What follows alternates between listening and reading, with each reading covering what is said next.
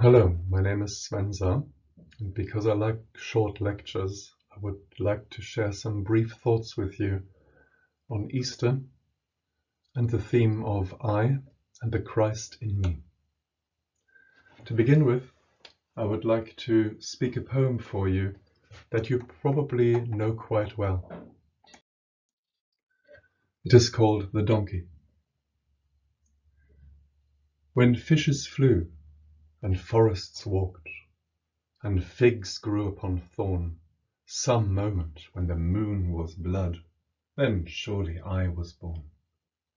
With monstrous head, and sickening cry, and ears like errant wings, the devil's walking parody on all four-footed things.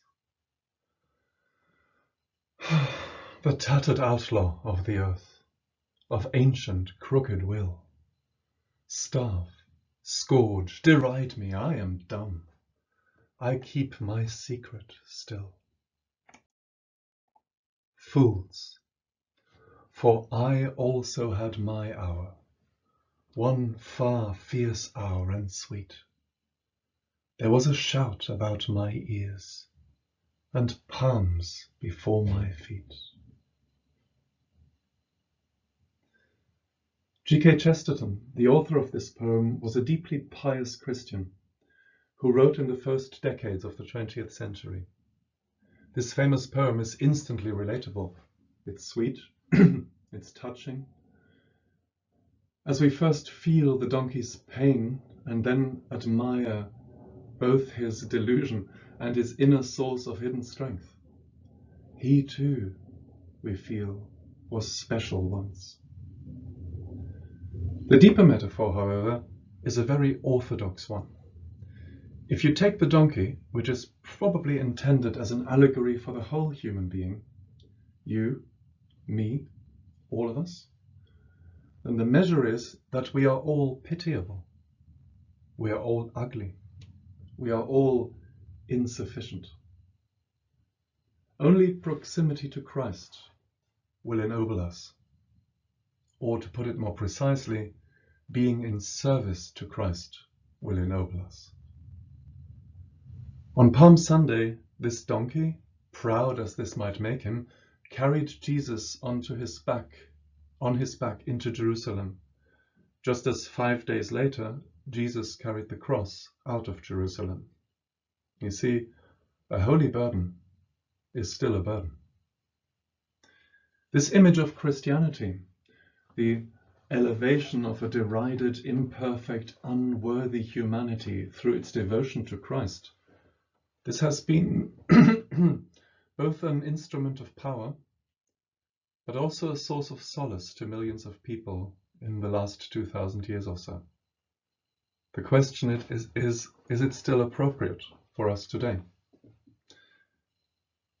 Rudolf Steiner, when he was a graduate student and emerging cultural figure in his 20s, was once asked to write his life's motto into a celebrity questionnaire. And he wrote these words: "In place of God, the free human being." Later he explained in many dozens of lectures on the theme that Christ and Jesus are not the same at all. Christ he sees as one of the names of the Sun Spirit, to other cultures known, for example, as Ra or as Mithras. Now, depending on your inclination, you can either understand this esoterically, the sun as a spiritual being, or as a metaphor. While the water encourages life to take root in the earth, its polarity, the sun, calls life forth from the earth. Everything alive rises from the earth towards the cosmos in response to the sun's light and warmth. You could say that the sun's gesture quite literally pulls everything towards it. According to Rudolf Steiner, the Christmas child born in the stable in Bethlehem was not the Christ. That was Jesus, who had it in his future to become a kind of vessel for the incarnation incarnating Christ being. That event took place in Jesus' 30th year, at the baptism in the River Jordan. So why would the Son Spirit take residence, however temporarily, in a human body? Maybe because, like the physical Son, their mission, the mission of the Son Spirit, is to draw human beings towards the spiritual, which in a way is like the inner equivalent of the cosmos. What the cosmos or the universe is for the plant, that is the spirit for the human being. In a lecture to parents of the recently founded Waldorf school, Steiner speaks about the spirit in this way. This is what we need today: spirit. Not a metaphysical spirit, remote from the world and cloud cuckoo land, but real spirit that interacts with practical life, that can master material things. Jesus died on the cross, and Christ rose again, just like the sun rises every morning after descending every evening.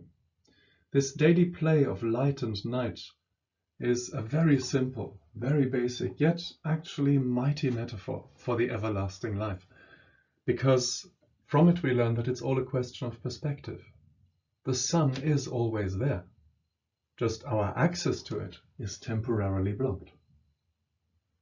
Just like the earth itself blocks access to sunlight in our night, so does death block our access to the earth in the time between one life and the next.